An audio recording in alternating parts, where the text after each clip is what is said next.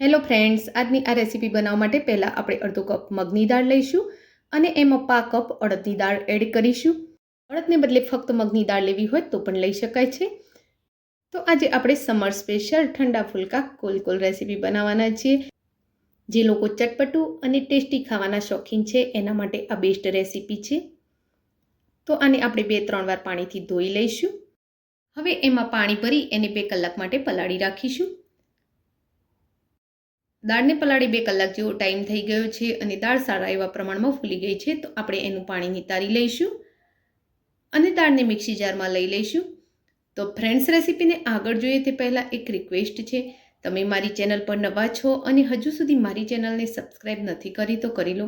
બાજુમાં આપેલા બેલ આઇકનના નિશાનને ટચ કરી ઓલના નિશાન ઉપર ક્લિક કરો, જેથી કરીને તમને મારા નવા વિડીયોની નોટિફિકેશન મળતી રહેશે.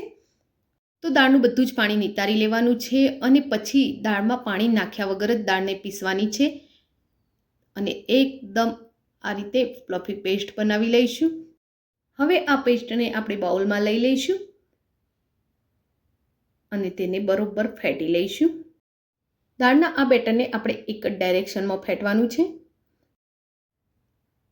દાળની પેસ્ટ બનાવતી વખતે મિક્સી જારમાં પણ મેં એને સારા એવા પ્રમાણમાં ફેરવ્યું છે, જેથી એ એકદમ ફ્લફી તો થઈ જ ગયું છે. તેમ છતાં આપણે એને 5 મિનિટ માટે આ રીતે ફેટી લઈશું.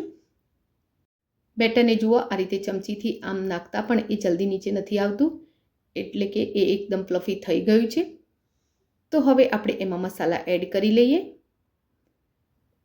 તો સ્વાદ મુજબ આપણે એમાં મીઠું એડ કરીશું. 2 ચપટી જેટલી હળદર એડ કરીશું અને થોડો બેકિંગ પાવડર યા પછી ઈનો એડ કરી લઈશું. હવે એને હલાવી મિક્સ કરી લઈશું.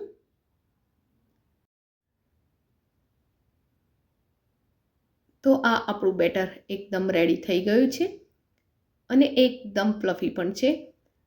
તો ઓઇલથી ગ્રીસ કરેલી પ્લેટ લઈ લઈશું અને હાથ વડે આ રીતે નાના ફૂલકા મૂકતા જઈશું. તો થોડીક જગ્યા રાખી આપણે જેટલા સમય એટલા ફૂલકા એમાં મૂકી દઈશું.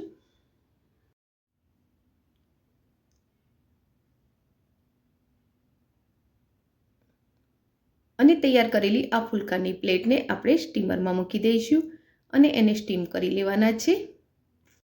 તો એને 3 થી 4 મિનિટ ફૂલ ગેસ પર આપણે સ્ટીમ કરીશું અને ત્યાં સુધી આપણે બીજી પ્લેટ પણ રેડી કરી લઈશું. તૈયાર કરેલી પ્લેટ મેં નીચે ઉતારી લીધી છે અને એ ઠંડી પણ થઈ ગઈ છે. ઠંડી થયા બાદ જ એના ફૂલકા ઉખાડવાના છે આપણે, જેથી કરી એ આ રીતે આખા ઉખડી જશે. અને ફૂલકા બન્યા પણ આપણા એકદમ સ્પંજી છે, તમે જોઈ શકો છો. આ રેસીપીને આપણે તેલ વગર બનાવવાના છીએ, એટલે સ્ટીમ કરીને બનાવ્યા છે. તમારે એને ફ્રાય કરવા હોય તો ફ્રાય પણ કરી શકો છો. હવે આપણે મિક્સી જારમાં થોડા મરચાં લઈ લઈશું. તો તીખાશ જે પ્રમાણે જોતી હોય એ પ્રમાણે મરચાં લઈશું. 8 થી 10 લસણની કળી લઈશું. 1 ઇંચ જેટલો આદુનો ટુકડો, થોડા ફુદીનાના પાના અને થોડા લીલા ધાણા લઈ લઈશું અને આ બધી જ વસ્તુને મિક્સી જારમાં ક્રશ કરી લઈશું. તો પહેલાં એને પાણી નાખ્યા વગર જ મિક્સી જારમાં ક્રશ કરીશું. ત્યારબાદ હવે આપણે 3 થી 4 ચમચી આમાં દહીં એડ કરીશું. તો મેં અહીં મોટી સાઈઝની ચમચી લીધી છે.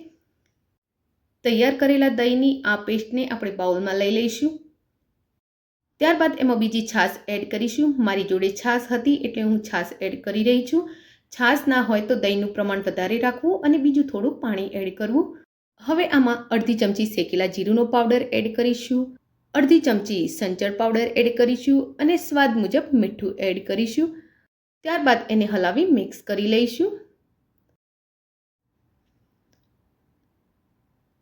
હવે આપણે જે ફૂલકા બનાવીને રાખ્યા છે એને આમાં એડ કરી લઈએ.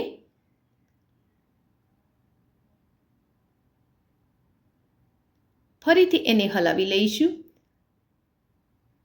અને આ તૈયાર કરેલી ફૂલકાની કુલ રેસીપી આપણે થોડી વાર માટે ઠંડી થવા દઈશું. ત્યારબાદ એને સર્વ કરીશું. તો આ આપણી સમર સ્પેશિયલ ઠંડા ફૂલકા રેડી છે અને એ ઠંડી રેસીપી છે. ખાધા પછી પણ પેટમાં એકદમ ઠંડક લાગે છે. ફૂલકા પણ એકદમ સોફ્ટ થઈ ગયા છે. આજની આ રેસીપી ઓઇલ ફ્રી છે, એકદમ હેલ્ધી છે.